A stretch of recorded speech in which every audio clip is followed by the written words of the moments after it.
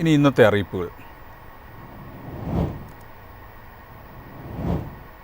സർക്കാർ ജീവനക്കാർക്കായി 1 വർഷത്തെ post graduate diploma in governance കോഴ്സിലേക്ക് അപേക്ഷ ക്ഷണിച്ചു. 30 സീറ്റുകളാണുള്ളത്. ഇതിൽ 15 എണ്ണം സർക്കാർ ജീവനക്കാർക്കും 15 എണ്ണം പൊതുമേഖലാ സ്വയംഭരണ സ്ഥാപനങ്ങളിലെ ഉദ്യോഗസ്ഥർക്കുമാണ്. ഏതെങ്കിലും വിഷയത്തിൽ ബിരുദവും കമ്പ്യൂട്ടർ പരിചയവുമുള്ള 45 വയസ്സിന് താഴെയുള്ളവർക്ക് അപേക്ഷിക്കാം. B Tech, MBA, MCA, BCA, computer science, IT ബിരുദധാരികൾക്ക് മുൻഗണന ലഭിക്കും. അപേക്ഷ സമർപ്പിക്കേണ്ട അവസാന തീയതി ഓഗസ്റ്റ് 17 ആണ്.